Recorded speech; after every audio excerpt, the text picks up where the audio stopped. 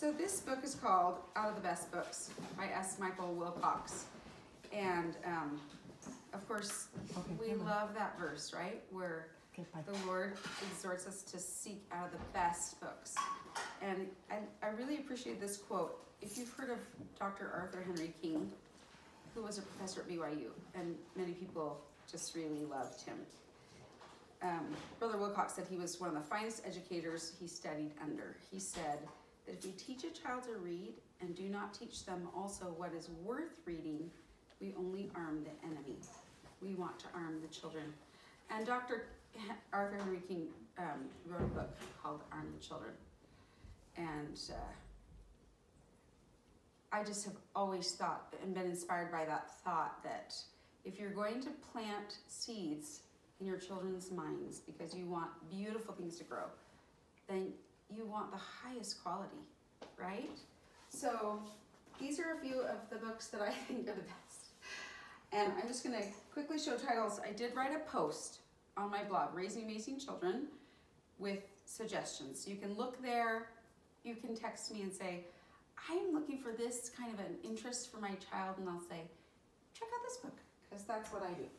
So if you have teens, Jennifer Nielsen is super accessible. She's very fun adventure. Our family listens to her books every time we do a long drive for fall break. And she's great. She just came out with a new book just barely before fall break called Words on Fire, which is historical fiction based on something I didn't know. In Lithuania, the Russians took over the country. They banned anything Lithuanian so that they wouldn't have their language, so they would lose their culture. They took all their books and burned them. So they had people who trafficked books, and they would get them printed and bring them into the country and hide them so they could keep their language alive. And they preserved their language. And this is the story about a girl, I think she's 12, and her father has been bringing these books in and out of the country, and he gets arrested and she takes over.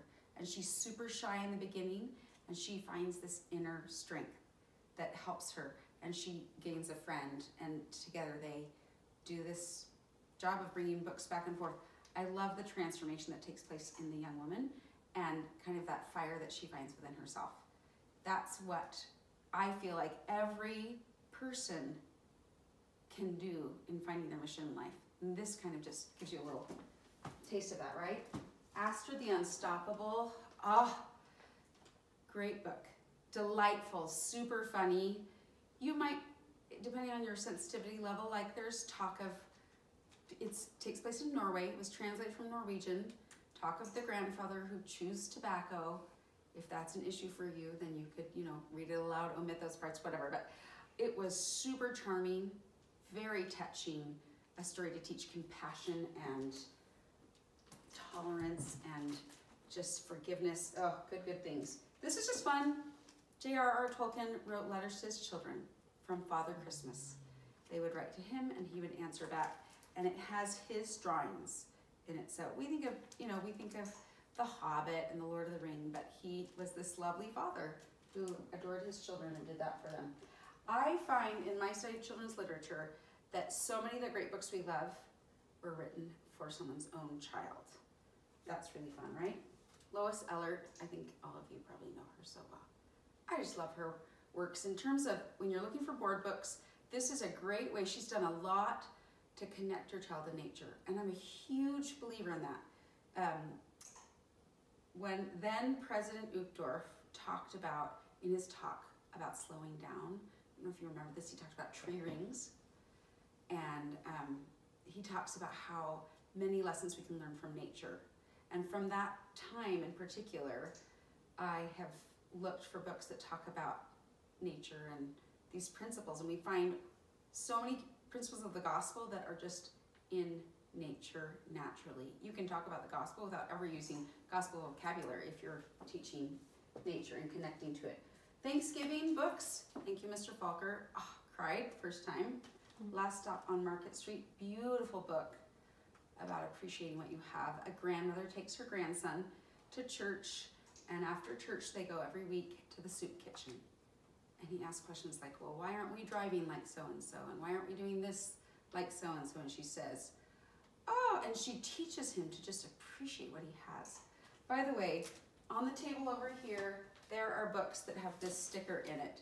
And this is just my own little non-calling Liz Livingston the Neighbor project called the Friendship Library Project. If it has a sticker like this, you can just tell me at the end, you can take the book home if you want, and you can read it with your children for a couple weeks, a month, whatever you want to do, and then you can pass it on to a friend. And the one thing that I ask, if you can, is to go onto my website or to Instagram, to the account that's listed here, and just make a comment. And just say where the book was, you know, we're here in Orem, if you want. But a comment especially would be fun, just so people can see where the adventure is. Thank you, Mr. Falker. Thanksgiving, that's Thanksgiving. Those shoes, talks about a boy who has holes in his shoes and the shoes are too small, but somebody donates to this special box that the principal has just the shoes that he wants. It's so good at teaching for children who grow up with all their needs met. I love it. This is a beautiful book. Again, Connecting with Nature. Sleep Tight Farm. Great book for January when you're talking about helping children to learn what they don't learn. Like they don't know what happens on a farm and what happens during nature when everything's getting put to sleep for the winter. Oxcart Man, another great story for teaching like what people used to do to survive and live and sell what they made. It's just, you have such an appreciation. It's a great Thanksgiving book. Poetry. My mom was so great. These are books from my childhood. This is a skip rope rhyme book that I loved as a child. It's very loved when I was, oh, this one doesn't have it in. Some of my books from childhood have like a library card checkout thing that I drew. Oh, cute. Because that indicates where I was going before I even knew it, in terms of being a librarian. But my mom read me poetry. I love poetry. I'm a part of a poetry group now that is just, it's a spiritual experience every time I go. Love, love, love it. So A.A. Milne is a great start with poetry. Carl Sandburg, great American poet. This series called Poetry for Kids is a great place to start because it's illustrated and sometimes it will have a little explanation on the bottom of words that are tricky. So that's great. I just love P.J. Lynch's illustrations, but, and he, I think, P.J. Lynch guy, I don't know. Yep, he has illustrated The Gift of the Magi, fabulous classic Christmas book, right? Also, The Christmas Miracle of Jonathan Toomey, and some other wonderful books. This is hands down the most read book of our children. Have you read this? You told me about it. I bought it and I read it. Okay. Yeah. And what did you think? They loved it. Okay. It's so accessible and fun. A little boy discovers a dragon, flies to Dragonland to help free these dragons, and it's just a magical, marvelous adventure. And your child can, you know, I read it aloud, I don't know how many times, but then my children read it over and over and over. Reading level on that one? Pardon me? What's the reading level on that one? Oh, I don't know, I don't. Not in Livingston kids, Yeah, but like sorry. regular children. I would say like abuse family child. 7-year-olds. What do you think? Yeah, I was like second, third. Yeah, Okay, thanks. yeah. The 100 Dresses, of course, such a classic. Again, teaching compassion, teaching not judging people on external appearances. Are you all familiar with that book? A little girl says she has 100 dresses at home, and she doesn't. She's, I think, an immigrant, right? And her family's very poor, and the children make fun of her. And she has drawn pictures of 100 dresses, and so she does, in a way, have them. It teaches, like, it's one of those things where you feel so bad in the end that you were so judgmental, and but you understand because you do that kind of a thing as a person, right? Dear World, do you guys know about this book? Dear World is the true story, and it's written in her own words, of a young girl. She's 8 years old, and she started on social media to talk about the war happening in her country, Syria, I think, right? Yes, Syria. and her mother just like taught her how to connect to social media. So while everything's being bombed around her, like it's kind of miraculous that she even had internet service, or that they could charge their iPad or whatever. They had they're eating rice day after day after day, and she's posting about what it's like to be a child in this war, and why are people fighting, and why can anyone help us? It is very good, like real life reading for your child. This is great. Where the Mountain Meets the Moon, for just introducing like Asian culture to your child. Fun read aloud. This is amazing. Did I talk about this last time?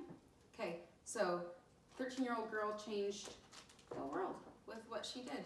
The Selfish Giant, classic story. Like C.S. Lewis, very atonement, like it's very obvious, the atonement, the analogy there. And I think my time's What's that called again? Sorry. The Selfish Giant. Sorry, The Selfish Giant. Yeah. And I just love this particular illustrator, Lisbeth Zwerger. Anyway, so this is a Friendship Library project book. Blueberries for Sal. This is a non-word book, Wave. A little girl who's chasing a wave at the beach. So that's super fun for a young child to spend at the beach. If you are looking for a book to talk about divine nature and missions of children, here's a boy who spent his entire life photographing snowflakes. So, like, these are great books, right? That teach, okay, you've got a mission. What's your mission? What's the thing that heaven wants you to do? Just to think about that as a child. Big Potential, this is a Friendship Library book. That's the theme for our district this year. Very good. Just a thought, if you have a child learning a second language, you can subscribe to The Friend, The New Era, whatever, in that language if they're willing to read it. But for super cheap. You can't subscribe to any other magazines for like $8 a year. This is a very cool book. Botanicum, they also have like Animalia or whatever, and it shows, like, this is not the animal kingdom, this is the flora and fauna kingdom. Why can I not think of any words right now? Anyways, and it shows like the tree of life, where in essence, like where, here we go, kind of the evolution of plants and things. Some people don't believe in evolution. I believe in evolution because it's fact. Like, you look in the history of time and you see plants and animals have evolved. And I think that's just part of heaven's plan. It's really amazing to study it. And this is a cool book, like super cool illustrations.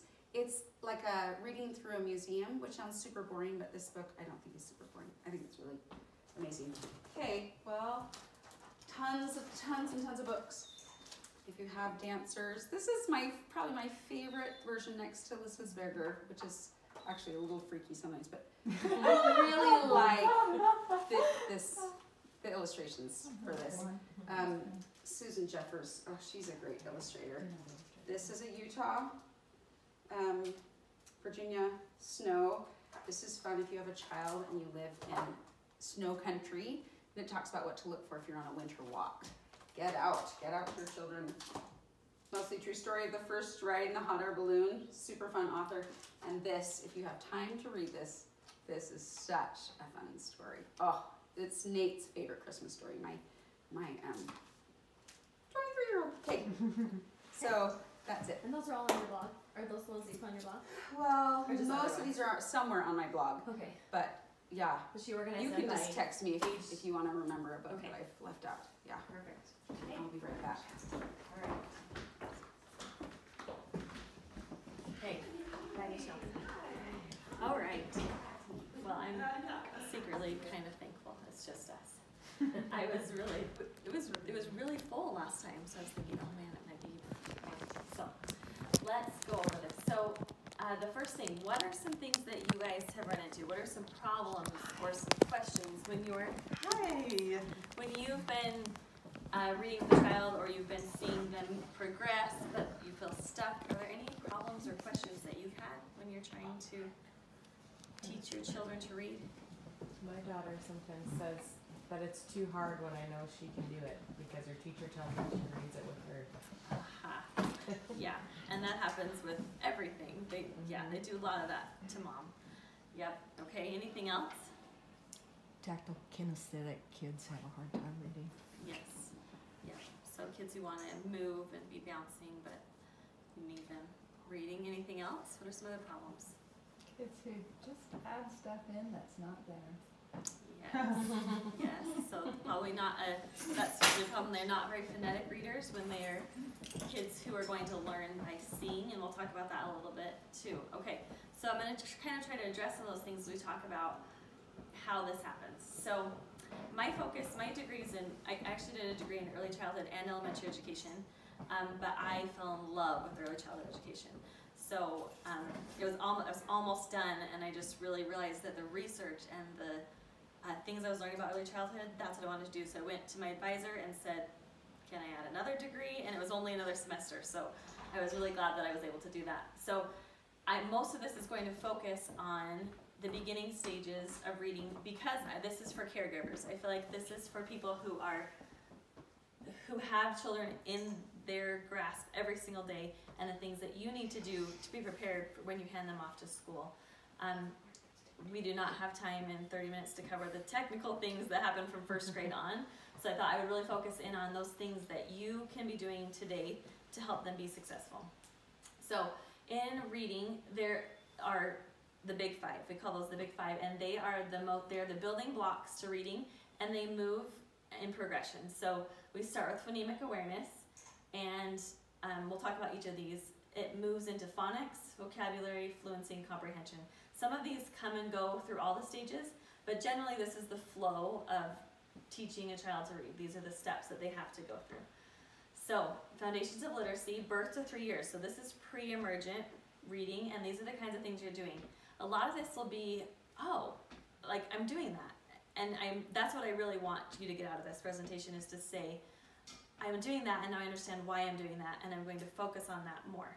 So the first one is oral language. So your job from infancy, from the time that baby is in your hands, is to build background knowledge and vocabulary. And it's really amazing actually what they start to pick up on from birth. So when we're talking to them and the back and forth, all those things start to build that oral language. We talked about this a little bit last time, babies and toddlers who are talked to versus those in poverty who are not. We're talking thousands and thousands of words versus hundreds of words that they've been exposed to. So going on outings, going to places, or even driving in the car, it's kind of hard when you have one child, but still we should try to do it, to talk to them about where we're going and what we're doing, and we're going to get out of our car seat now, we're going to the grocery store. Those kinds of things start to build literacy. So the next one is phonemic awareness. So I'm going to go forward and come back. I didn't do a slide. I thought I just did a slide about what phonemic awareness is. I skipped that. Okay, so we'll just talk about what phonemic awareness is. So it's in the name, makes it pretty clear. It is the awareness of phonemes, and phonemes are the parts of words.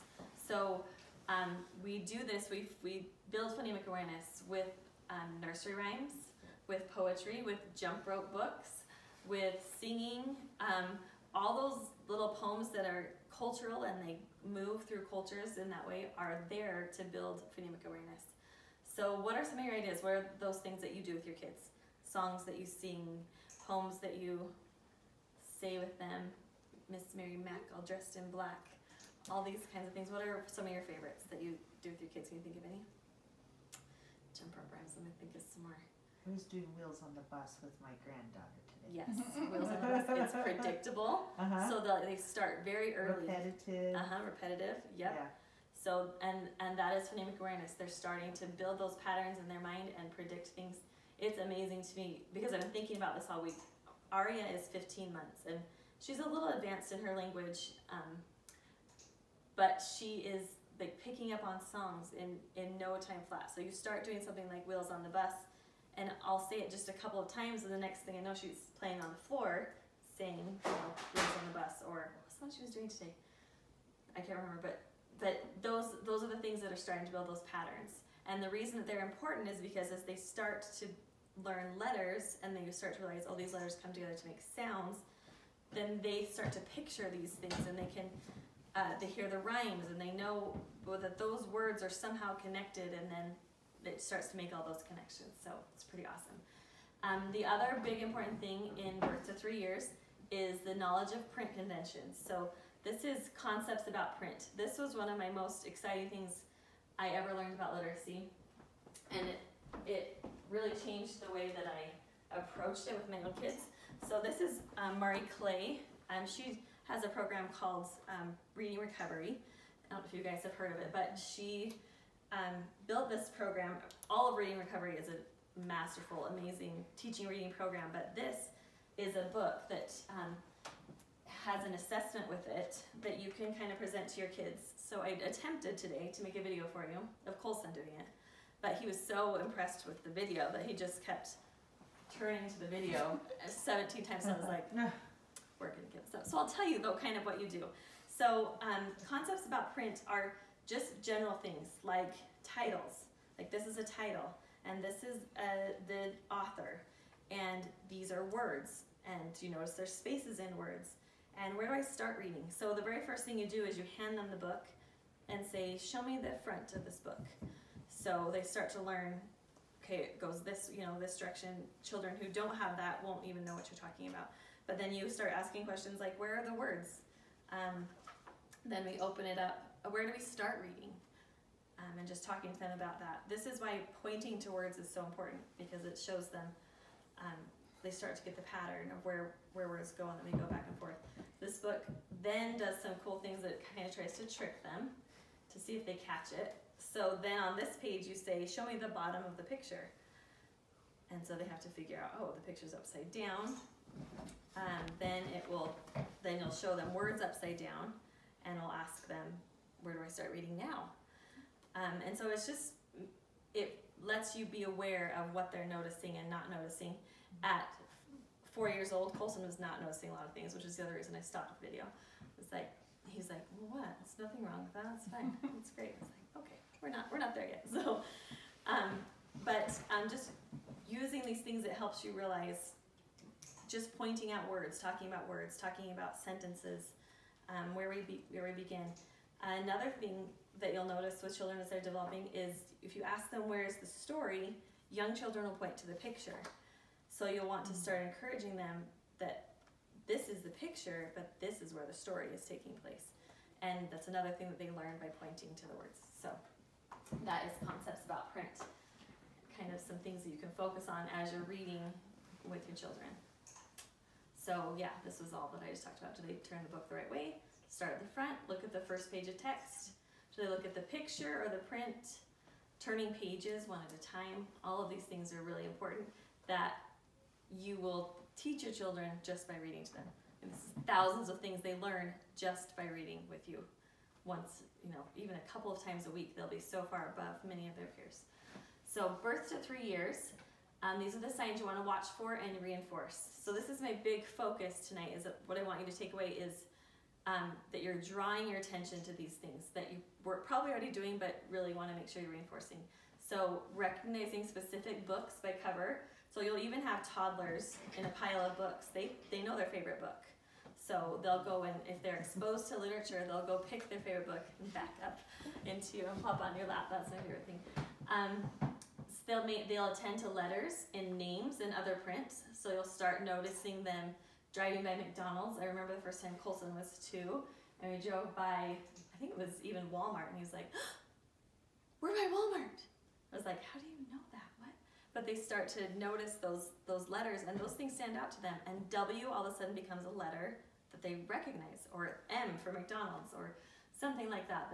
So doing those things as you're driving really starts to draw their attention to those letters. So so there's McDonald's, and there's Harmon's, and they'll be able to read those words very quickly if you're talking to them as you're driving.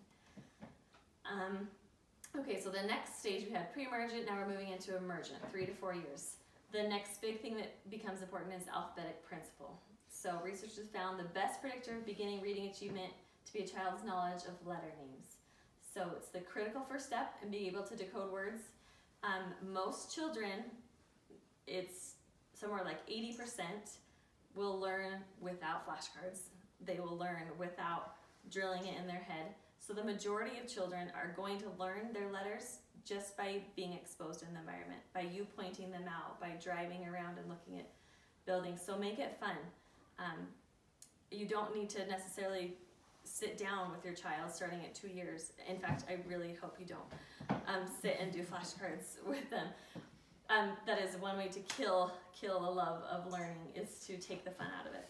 So especially in early childhood education, it needs to be a game. So I mean, that is our whole focus at preschool, is exposing them to all of these things in a play environment. So letters in the rice, and building literacy through labeling. So they have stores, sometimes a dramatic play, and they'll label the things in the dramatic play. Those things that actually matter to them are going to stick a whole lot more than flashcards, and you can build a real hatred of education really early by sitting them down and making them do worksheets or flashcards if they are not enjoying it. So I made a little list here of some of my favorite alphabet books, ways that are really fun to introduce alphabetic principle. So there's a few of those. Signs to watch for and reinforce at this age recognizes letters are a specific category of graphics that can be individually named. They're recognizing print in the environment. Some more understands that it's the print that is read in the stories. We talked about that too. And they start to be able to identify at least 10 alphabet letters by the time they're about 4, especially those in their own name. So, okay, so we're moving more into later emergent years. We're still in emergent years with 4 to 5, and this is more about phonemic awareness. So this is all stuff you're always doing, but these are some games that you can do as your child approaches kindergarten, playing with words. So phonemic awareness is so fun because it should be all play and talk and rhyming. So here's some ideas for some activities. Counting and clapping syllables. So in preschool, whenever a child, there's the student of the day, we say, Adrian is our student of the day. How many claps does Adrian have? And we all say, Adrian. And it really only takes like 2 weeks in preschool for them to start to develop that. Whereas when I taught first grade, I found those children who were not exposed to it, counting syllables was hard for them.